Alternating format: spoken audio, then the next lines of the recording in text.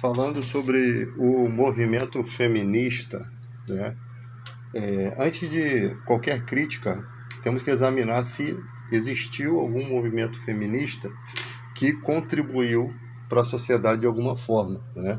Então, sempre antes de criticar qualquer movimento, precisa estudar todo o processo para saber, né, que tipo de movimento que se tem hoje e o que se tinha no passado e por que esses movimentos existem, por quais as razões, né? E o movimento feminista ele teve uma contribuição muito valiosa no caso da socialite Ângela Diniz, né? Quando ela foi morta pelo namorado, né, em Búzios, aquela sociedade da época era uma sociedade muito machista. Tentaram de todas as formas na justiça, e até conseguiram, né?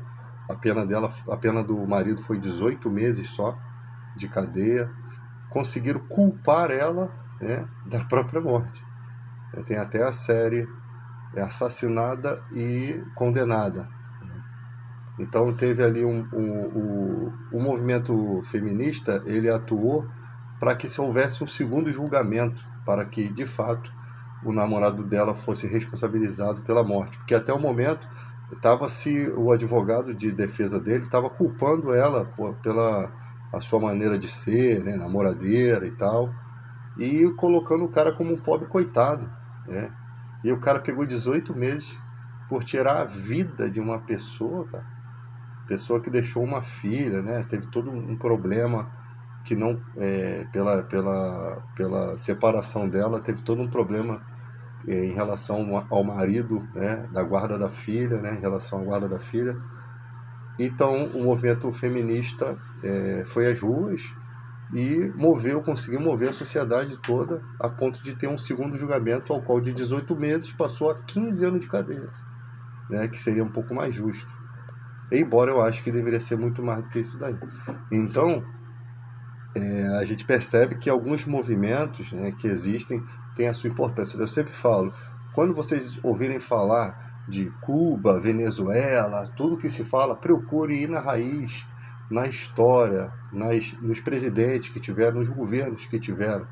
Porque às vezes o governo está ruim hoje e no passado foi muito pior.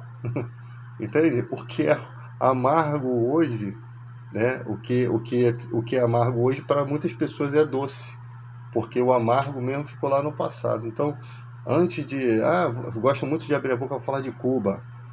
Procura saber a história de Cuba. Procura saber o que os Estados Unidos fez com a ilha de Cuba. A 185 quilômetros dos Estados Unidos, a máfia americana tinha lá os seus cassinos, os seus bordéis. As empresas estavam sugando, né, toda aquela ilha. E todos os trabalhadores estavam sendo explorados, né? Mão de obra barata. E aí a própria sociedade se voltou contra o sistema americano. Por isso tem 70 anos de embargo.